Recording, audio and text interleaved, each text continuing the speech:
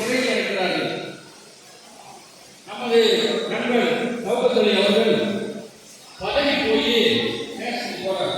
ஐயா பிள்ளைய பாருங்க, நான் அவர் நைட்டு 10 மணிக்கு சூழ்நிலை தான் இருக்கும். ஏன் எவ்வளவு நேரம் நீங்க வந்து வாய்ப்பு பதிவு பண்ணிருக்கீங்கன்னு கேட்டப்போ அந்த தெரிவிக்கல. என்ன பண்றாங்கன்னா அப்படியே போங்க, அந்த நீதிபதியை ஸ்டிக்கு மேலே போகுங்க.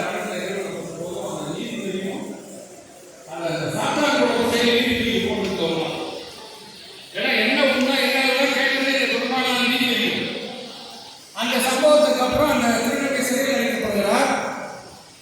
இவர் தனக்கு தெரிந்த சட்ட வழிகளை பயன்படுத்தி நீதிமன்றத்துக்கு மனு கொடுக்கிறார். அந்த மனுவை 10 நாட்களுக்கு மேலாக பரிசீலனை செய்யாமல் அந்த சம்பந்தப்பட்ட நீதிபதி என்ன செய்கிறார் என்று சொன்னால் 10 நாட்கள் கழித்து அந்த மனுவை திருப்ப கொடுக்கிறார்.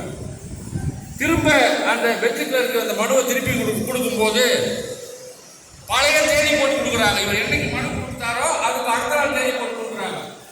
உடனே அவர் சொல்றாரு, இன்னைக்கு தேதி போட்டு கொடுங்க, அதான் சட்டப்படி சரி, நான் இதை வந்து மேல்முறையீட்டு கொண்டு போறதுக்கு எனக்கு வாய்ப்பா இருக்கும். ஏன்னா அந்த 10 நாளைக்கு முன்னாடி அப்படிங்கும் போது எனக்கு அந்த வாய்ப்பு சொல்லுங்க, இவர் கூட எல்லாம் சேராதீங்க. வைக்கும் போது அவங்க போய் என்ன பண்றாங்க, அந்த பெஞ்சில் கட்டி கம்ப்ளைண்ட் பண்ணும்போது ஜட்ஜி நேரம் போலீஸ் ஸ்டேஷனுக்கு புகார் கொடுக்குறாங்க. அந்த புகார்ல அநியாயமாக ஒரு சமூகத்தில் காவல்துறையும் நீதித்துறையும் முறைகேடாக நடந்து கொண்ட பொய் வழக்கில்